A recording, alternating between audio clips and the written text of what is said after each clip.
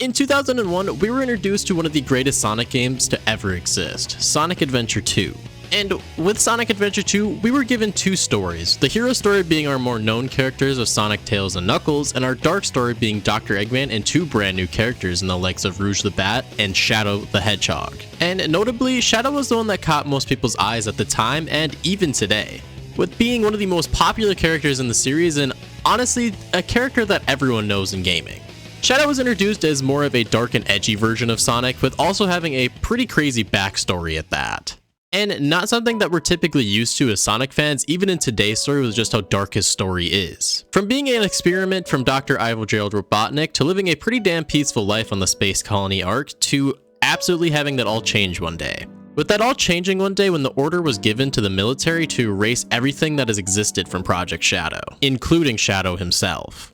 But thankfully for our black and red edgy hedgehog, he was actually saved by none other than his best friend, Maria Robotnik, the granddaughter of Shadow's creator, Dr. Ivo Gerald Robotnik, and the cousin to the now Dr. Eggman.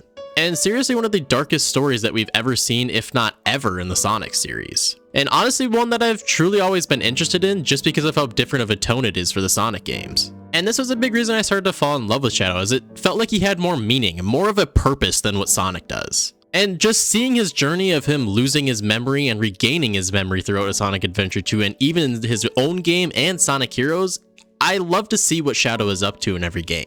And even when he's playable, even having some really cool level design, having some awesome rock music, and always having some great boss fights, I always love to see Shadow return as a playable character, and I hope that he continues to. But that's also the point of this video, as I really want to see Shadow continue to thrive and be playable in the Sonic series, and I hope he continues to do that for years to come. But with 2024 now started and we're already halfway through January as the recording of this video, it seems like that there is going to be a lot for Shadow this year. And that's why I'm going to make the statement on why I think that the year of 2024 is the year of Shadow the Hedgehog. And I don't mean anything necessarily like the year of Luigi like Nintendo did in 2013, but I do think that Shadow is going to be involved in a lot of Sonic content.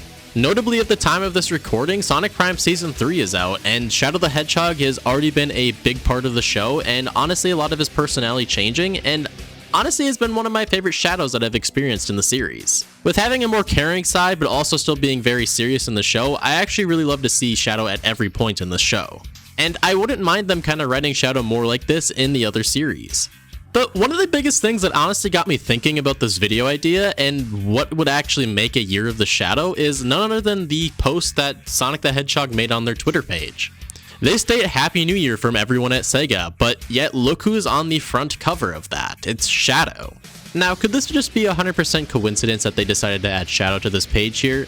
Absolutely. But I do think it's a little weird that they decided to make him front and center of this, even putting Sonic more in the background and being more focused on Shadow here. And I definitely could be looking a little bit too deep into this, but it kind of seems like they're trying to say something here, give us a hint that Shadow's just going to be around more often this year. And there's even evidence of showing that Shadow is just going to be involved more. The first of that evidence is actually none other than Sonic Superstars' DLC. They have continued to add different costumes and different cosmetics inside of this game, but there is something that people have been finding in the files and the coding of this game. And someone found the coding that says Sonic in a Shadow costume. And I know at first hearing that for some people, and even myself, it sounds pretty cursed at that. And it would be very weird at that just to see something like that, but even weirder just to think that Takashi Iizuka himself said that Shadow will never be involved in a classic Sonic game. Or at least Sonic Superstars for that fact. But I guess this is a way to implement him and kind of sneak him in the game for fan service, I suppose. There's even other leaks inside of the series, with the likes of Sonic Dream Team being the most recent Sonic game. There are stuff in the files that allude to Shadow's voice lines actually being in the game. If you actually listen to the voice line, it sounds very similar to that of Kirk Thornton's iteration of Shadow. You can't get away from me! And it seems pretty promising at that Shadow will be introduced into this game, because the team behind Sonic Dream Team has stated that they intend to add DLC into the game and also add different playable characters. And why wouldn't you add Shadow considering it's a modern Sonic game and he's just that popular of a character in the series? And with it being more of an adventure style game, I think Shadow would fit perfectly here and would bring a lot of people back to the game to play it more, including myself. You also have notably Shadow's biggest role with being in Sonic Movie 3. With this being one of the most anticipated Sonic movies, and honestly probably the most excited I've been for a Sonic movie out of the three, I think this is going to be a huge movie for the series. With it already seeming like it's going to take after the story of Sonic Adventure 2, I think that this movie can truly be something special. And I honestly think this is the main source of the reason of why that this year will be the year of Shadow. Shadow is obviously going to be a huge part of the movie, with its story and also being one of its main characters, and honestly might get more of the spotlight than even Sonic in this movie. And what better way for Sega to introduce DLC, artwork, and even games for Shadow than to do it before this movie releases? Because it would make the perfect sense for new Sonic fans to see this super awesome character that they're going to see in the Sonic movie 3 and be like, hey, he's in that game, right? Why don't I go ask my parents to buy it? Or hey, I beat Sonic Dream Team and I just watched Shadow just absolutely kick ass in Sonic Movie 3, so why don't I go back and play it all the way through with Shadow? Or even hey, what if they just ported over Sonic Adventure 2 or just remade it this year? I mean, what a perfect way to absolutely sell a bunch of copies of that. If you're going to take a bunch of lore and story from Sonic Adventure 2 and take big chunks out of that and put it in Sonic Movie 3, what better way to introduce Sonic Adventure 2 Remastered? You don't even really have to add that much DLC. The game is already a masterpiece. There's only so much you could truly add to it. Just give us an HD upscaled version of the game and it would look absolutely beautiful. I mean, sure, add some cosmetics, maybe add some new stages, but I think the game is already perfect and would already sell extremely well, especially being before the movie or around the movie's time. And I mean, again, I'm sure even myself will want to go back and play Sonic Adventure 2 after seeing this movie if it's great. Because not only one, is it super nostalgic for me to want to go back and play Sonic Adventure 2 after seeing this movie, but two, for the younger audience or possibly even just new Sonic fans to want to experience this for the first time after falling in love with Shadow in the movie.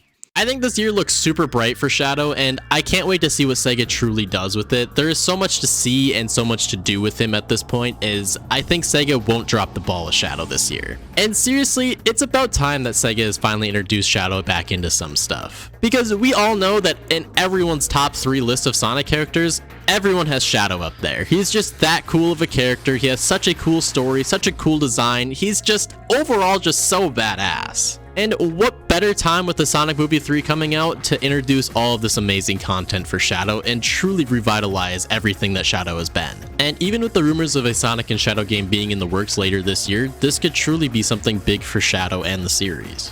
And though we should take Zippo's leaks / rumors with a grain of salt, I think it's definitely something that we should consider could be a possibility.